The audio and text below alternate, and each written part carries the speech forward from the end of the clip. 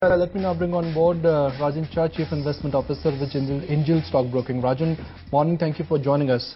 Rajan, what dominated global markets and local markets for the week gone by was news flow from central banks. What do you think will dominate Indian markets this week? Rupee, monsoon, or FNO expiry?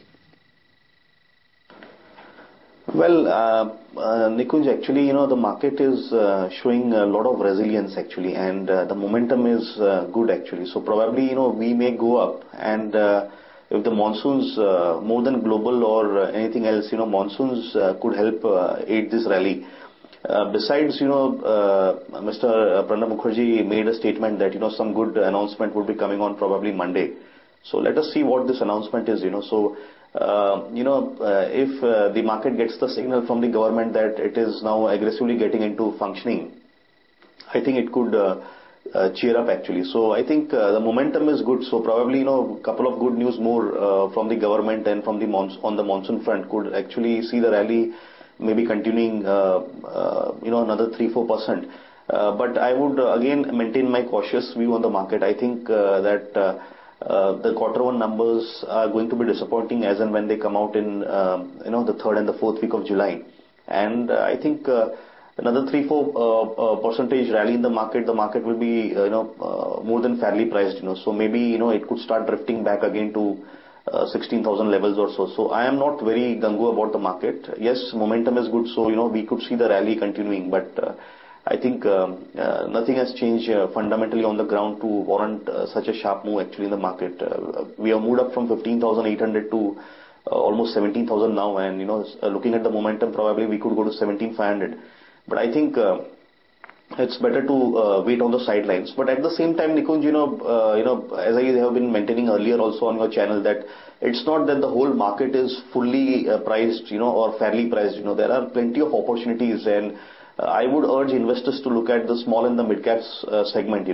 Just to give an example, Nikunj, just 2 days back on Friday, the promoters of Indian Hotels, Tata Sons, they subscribed to, they converted the 4.8 crore warrants they had into 4.8 crore shares at a price of 103 rupees, whereas the market price of Indian Hotel that day was 55. And when this news came out that they were subscribed to shares at 103, the stock went up from 55 to 59. So what I'm saying is that when the promoter is finding value at 103 rupees, we should not be shying away from investing in this kind of idea. So, 4,000 crore market cap for India's #1 hospitality company. So such opportunities are immense in the market, and that is where we need to look at. Rajan, do you think the rupee weakness, a breach of 57 that we saw last week on Friday, is going to be a big deterrent as well? Certainly, Ayesha. We have been cheering the fall in the Brent, Brent price from 115, 120 to, current levels of 90 or so. But absolutely nothing to cheer because rupee has depreciated from 45 to 57. So actually it nullifies the, or neutralizes the positive impact of the fall in the crude price, So actually net, we are nowhere actually because crude was at 120 when rupee was at 45. Now we are at 57 and the crude is at 90. So net we don't benefit at all, I think that, and plus being, import dependent country to a significant, our exports are much higher than our imports. So obviously any fall in rupee is actually making us weak from within, So I think that it is negative 57 is very bad for the economy. So I'm wondering, the only good thing about rupee at 57 is India becomes cheaper from the FII point of view, So for them, Indian markets are much cheaper than what they were actually in December when we were at 15,145. Because when we were at 15,145, we were at 54, and today we are at 57, and the market is at about 17. So still we are actually cheaper in dollar terms. Rajan, whatever could go wrong for cement as a sector has gone wrong. Cement companies no longer have pricing power. Economy seems to be slowing down, and the CCI probe is a big overhang. So if I look at the environment versus stock performance, there's a stark difference. Ambuja is up 40% in last 1 year, Ultratech is up 50% in last 1 year, and ACC is up 29% in last 1 year. What explains this outperformance? Well, Nikunj, when a particular sector or a particular stock gets into a bull grip, then you don't need any explanation, irrespective of negative news coming out, irrespective of negative news coming out at regular intervals, this sector has been defying all that and actually just moving up one way because it's under the strong bull grip, But I think that at this prices, most of the cement stocks are more than fairly priced, and I would look at south-based cement companies like Madras Cement and India Cement. Even Madras Cement has moved up a lot, but India Cement is looking extremely cheap, at about 81 rupees. I think India Cement is highly, grossly undervalued, because of what's happening with Mr. N. Srinivasan, CBI grilling him actually. So I think that is the reason why the stock has not participated in the rally. But if things go okay, I think the stock can easily rally up to 110, 115 rupees, So there's a straight 40% upside visible in India Cement, if things go right way in the questioning of Mr. N. Srinivasan, So I think most of the cement stocks are fairly priced. So I would in fact advise caution. But India Cement certainly, looks extremely cheap.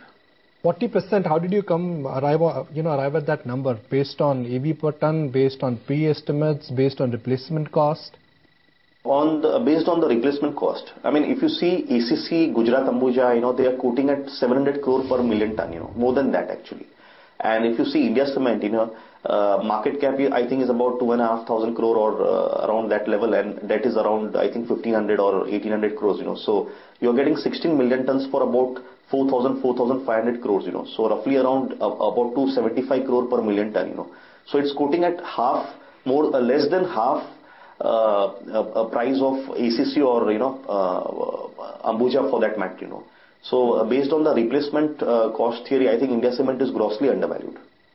Rajan, why is BF Utilities moving up? I mean, they are sitting on land, they are sitting on a lot of debt, and whatever land bank they are sitting on is underutilized. Well, Nikunj, unfortunately, I don't track this company, so would not be in a position to comment. Do you like real estate stocks in this environment? If I look at the price action in HDIL, DLF, Unitech, of late, real estate stocks have been marked outperformers. Yes, we do like real estate stock, but in the real estate space, it's not that DLF, Unitech or Puravankara or HDL would be the stocks I would bet on, My pick in the real estate space would be, Mahindra Lifespace, which is quoting around, I think 300 rupees, and Godrej Properties, which is quoting around 560. In fact, even in my previous interaction with your channel, I have maintained that Godrej Properties is our prime pick. In fact, it is the number one holding in our PMS, in our fund actually. And we are extremely bullish because this company is targeting a revenue of 20,000 crore by 2020. The current revenue is 1,000 crore. And they are talking about 20,000 crore of revenue by 2020. That is 20 times the growth in revenue in about 8 years. And if that happens, the stock can multiply actually, And looking at the deals they have signed over the past 6 months, one with the parent company Godrej and Boyce, and secondly, the redevelopment business in Mumbai. Mumbai has got more than 5,000 buildings which are 50-year-old. So these buildings are going in for redevelopment over the next few years. And Godrej is certainly eyeing a significant share of this redevelopment business. So these two, besides the already ongoing 12 projects across the country and the Bandra deal with Jet Airways, I think the coming years could be interesting for Godrej Property. So my bet would be Godrej Property in the real estate space. Arjun, what explains the outperformance in capital goods stocks where the environment, the near-term outlook, and if I look at the order book, everything is under stress? Yeah, everything is under stress, and that precisely is the reason, Nikunj, why these stocks are quoting at this levels. We need to keep in mind that Crompton has cracked almost 40% from the top. L&T is, even at this price of 1350, 1400, it's down over 35% from the top. It was 2,000 rupees about 18, 19 months back, and today it's quoting at 1350 or around those levels. So, yes, the order book position is under stress. Infra, nothing is happening actually, and that is precisely the reason why the stocks have been hammered out of shape. But we need to keep in mind that this market is now looking forward to some news from the government on the infra front, And we need to also remember just a couple of weeks back when the Prime Minister had a meeting with a number of ministries actually, how to revive the growth and all that. The market went up, I think, about 2% or 2.5% on the very same day, So I think the market is expecting some announcement on the infra front, some aggressive steps from the government. And I think in anticipation it's moving up. But also we need to keep in mind that L&T has moved up from 1,000 to about 1350, 1360. So probably, a little bit of momentum, and I think maybe again the stock may, fizzle out actually. Now we are not bearish on L&T, but at the same time we are not expecting much upside in the L&T stock from the current levels.